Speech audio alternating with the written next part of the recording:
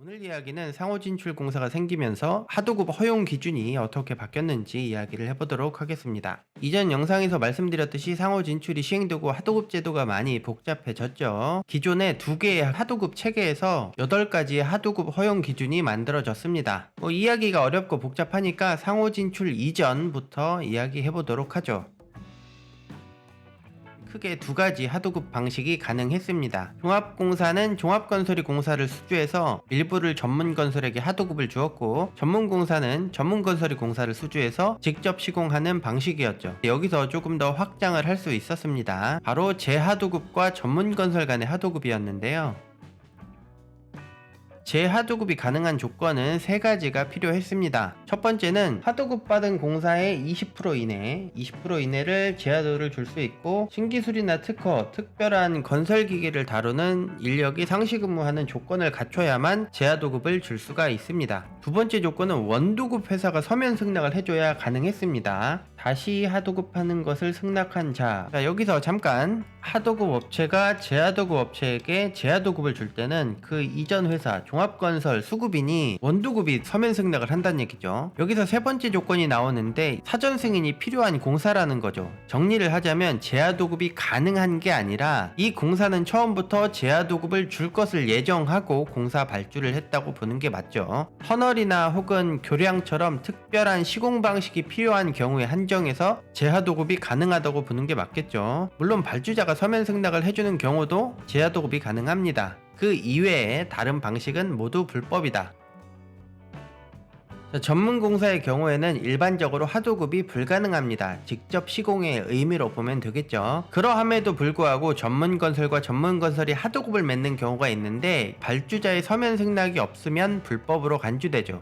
이게 또 요새 핫한 이슈이긴 한데 그거는 다음 영상에서 다뤄보기로 하고요.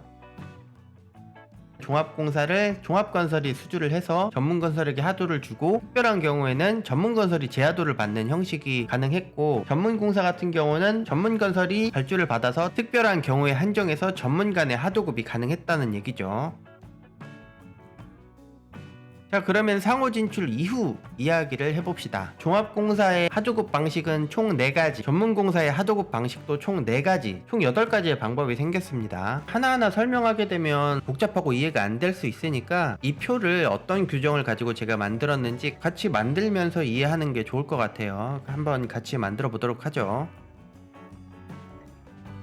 종합공사는 종합건설이 수주를 할 수 있어요. 원도급을 받을 수가 있습니다. 전문건설도 원도급을 받을 수가 있어요. 전문건설이 원도급을 받는 경우는 상호진출이 되겠죠. 종합건설은 본업종, 전문건설은 상호진출이 되겠네요. 근데 여기에 조건이 하나 붙어요. 건산법 16조에 보면 면허를 2개를 내면 종합건설을 도급받을 수 있다라고 돼 있죠. 2개의 업종 이상의 전문공사를 등록해라. 여기는 2개.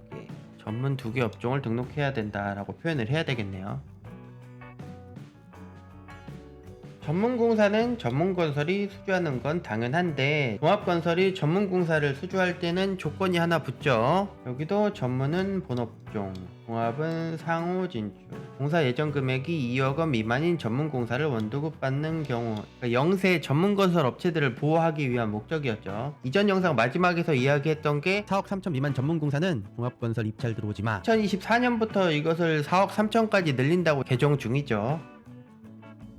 자, 그럼 이제 하도급을 보도록 합시다. 자, 가장 먼저 볼 거는 건산법 29조에 한 건 공사 금액이 10억 원 미만인 건설공사는 종합건설이 하도급을 받을 수 없다 라는 규정이 있어요. 종합건설이 하도급을 받는 거는 여기 하나, 여기도 종합건설이 하도급을 받아요. 여기도 종합건설이 하도급을 받고, 여기도 종합건설이 하도급을 받죠? 4가지. 이 경우는 원도급 공사가 10억 이상인 경우에만 해당된다. 종합공사에는 이 2가지 조건이 생기고, 전문공사에 도 이거와 이거 2가지 조건이 생기겠죠.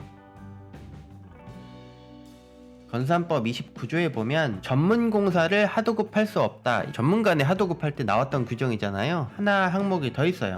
종합건설이 전문공사를 도급받은 경우에도 이거에 해당된다. 발주자 서면 승낙하고 특별한 조건이 하나가 더 생기는데, 이게 원도급 공사 금액의 20% 이상을 받을 수 없다. 신기술 특허 혹은 특별한 장비, 기계 조작을 위한 상근 전문 인력을 보유하고 있는 회사라는 조건이 붙겠죠. 그럼 이 조건을 대입시켜 봅시다. 전문공사인데 그것을 종합이 상호진출로 받았지만 이 공사는 전문공사이기 때문에 이것을 하도급을 줄 때 발주자 서면 승낙하고 이런 여러가지 요건을 만족해야 된다. 발주자 서면 승낙하고 20% 제한이 걸리고 종합에서 전문으로 하도를 줄 때도 발주자 서면 승낙하고 20% 제한 신기술이 필요하다. 전문건설이 원도급이니까 이거 하도급하는 경우, 전문공사를 하도급하는 경우,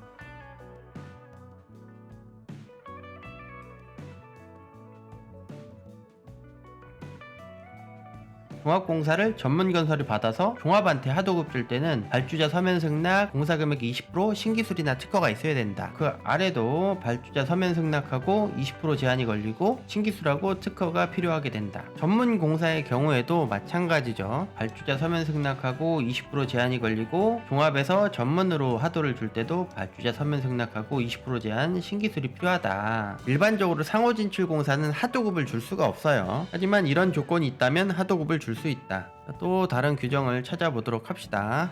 이걸 안 했네. 종합공사를 발주했을 때 종합건설이 공사를 수주해서 전문한테 하도를 주고 다시 전문한테 재하도급을 하는 경우, 이거는 상호진출 이전 공사 이야기할 때 말씀을 드렸잖아요. 이 과정은 무조건 가능한 거고, 여기서 재하도급을 줄 때는 원도급 서면 승낙이 필요하고 20% 제한, 신기술 특허가 필요하다. 그리고 전문공사에서도 전문공사를 전문건설업이 수주를 해서 전문건설업에게 하도를 주는 거는 전문 간의 하도급이라고 불렀는데 발주자의 서면 승낙이 필요하다 했죠. 그래서 이렇게 마무리될 수 있다.